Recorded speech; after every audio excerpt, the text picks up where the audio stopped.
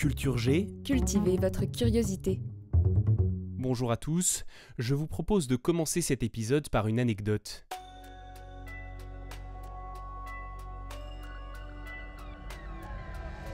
Au cours de la Première Guerre mondiale, un jeune Américain de 19 ans s'est porté volontaire comme infirmier. Il a assisté à l'horreur du conflit, à cette boucherie, et ce jeune est devenu quelques années plus tard un écrivain célèbre.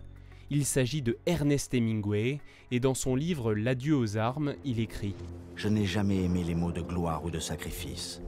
Les sacrifices, ici, ressemblaient aux abattoirs de Chicago, avec cette différence que la viande ne servait qu'à être enterrée.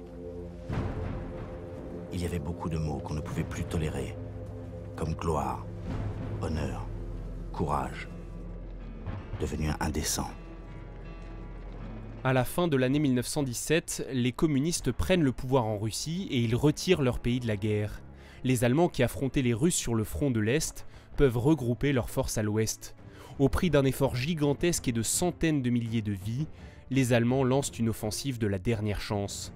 Ils doivent obtenir une victoire décisive avant l'arrivée de l'Amérique, entrée depuis peu en guerre, mais dont les soldats doivent être formés et équipés. Je suppose que nous devrions être reconnaissants qu'ils tirent dans la même direction. Je ne l'aurais pas dit mieux moi-même, capitaine. En mars 1918, avec l'énergie du désespoir, les Allemands enfoncent les troupes britanniques du général Haig autour d'Amiens et ils arrivent à Château-Thierry.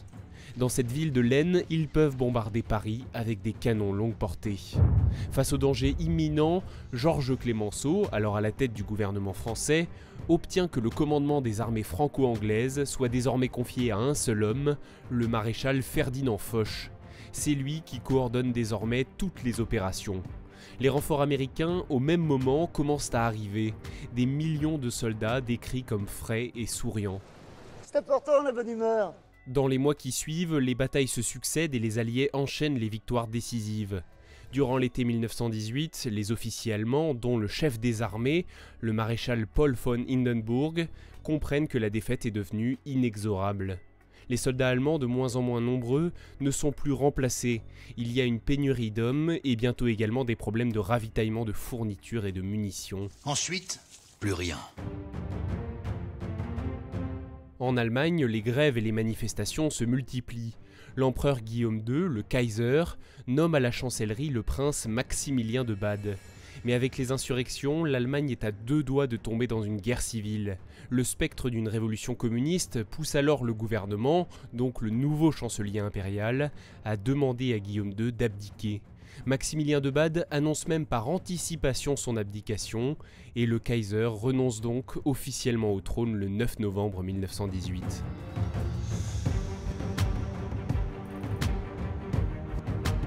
Deux jours plus tôt, Paul von Hindenburg, chef de l'état-major allemand, a proposé au maréchal Foch une rencontre pour négocier la fin des combats.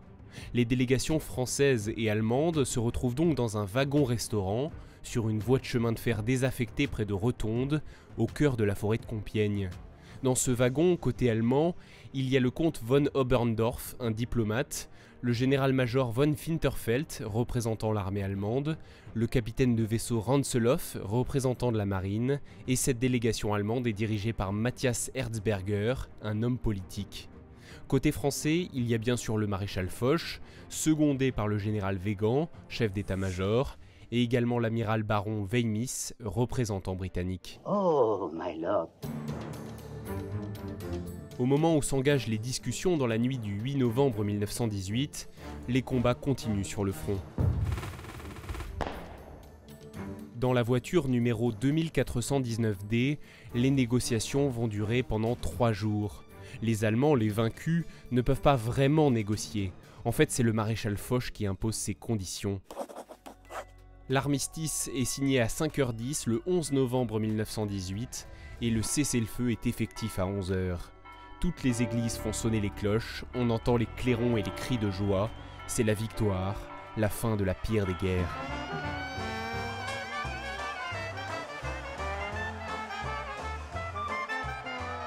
Au soir du 11 novembre, à 21h, le général Pétain signe le dernier communiqué de presse rédigé par le sous-lieutenant de Pierrefeu. Le voici. Au 52e mois d'une guerre sans précédent dans l'histoire, l'armée française, avec l'aide de ses alliés, a consommé la défaite de l'ennemi. Nos troupes, animées du plus pur esprit de sacrifice, donnant pendant 4 années de combats ininterrompus l'exemple d'une sublime endurance et d'un héroïsme quotidien, ont rempli la tâche que leur avait confiée la patrie. Tantôt supportant avec une énergie indomptable les assauts de l'ennemi, tantôt attaquant elles-mêmes et forçant la victoire, elles ont, après une offensive décisive de 4 mois, bousculé, battu et jeté hors de France la puissante armée allemande et l'ont contrainte à demander la paix. Toutes les conditions exigées pour la suspension des hostilités ayant été acceptées par l'ennemi, l'armistice est entré en vigueur ce matin à 11h. La Première Guerre mondiale est terminée, elle a duré 4 longues années et elle a fait plus de 18 millions de morts.